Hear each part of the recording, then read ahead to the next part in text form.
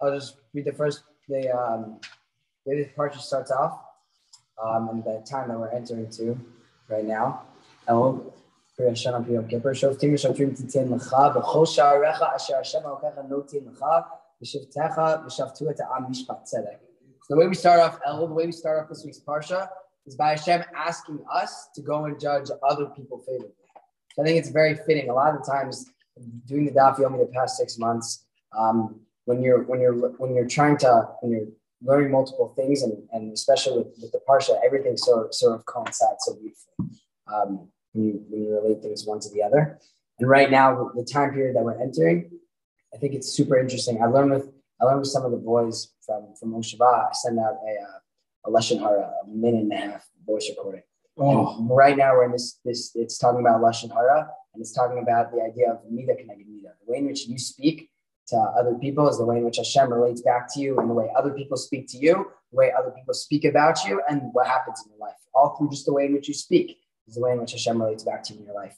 And so right now, we couldn't have a more fitting Mida Keneged Mida for the time that we're in. Judging other people righteously is exactly what we want Hashem to be doing to us right now. We're entering a time zone where the gates of heaven are so open. It's never more time to literally cry out to Hashem, just ask for whatever you want in life, to tell him literally all your inner feelings, anything that you're really feeling at the bottom that gets hidden, that doesn't get addressed. And it's such an opportune time. But the only way in which it works is if we throughout our life try to seek out, and not necessarily we're going to all be appointed judges. That's not what the first pasuk could say. It's the way in which we look at the world. Are we looking through the world through a lens of judgment with tzedek? Are we looking at our friend who might make a mistake then and judging him like crazy, talking about it behind his back and making him feel terrible? Because if that's going to happen, why would Hashem judge us favorably when it comes to when it comes to this time where we're asking for everything? No, the way in which you do it, shoftu et ha'am mishpat tzedek. Go and judge people with this righteous way. And then therefore come El time, what's Hashem going to do back to us?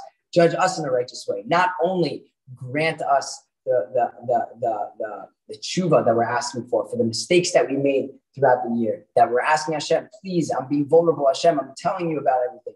But not only is he going to grant us that, but he's going to give us the opportunity to build on that and give us the things that we're asking for when it comes to Elul, when it comes to Rosh Hashanah and Yom Kippur. So I think the way in which we start with the first word in this week's parsha, V'shavtu et ha'am mishpat tzedek, go and judge other people righteously, and Hashem will judge us righteously. Ben is back!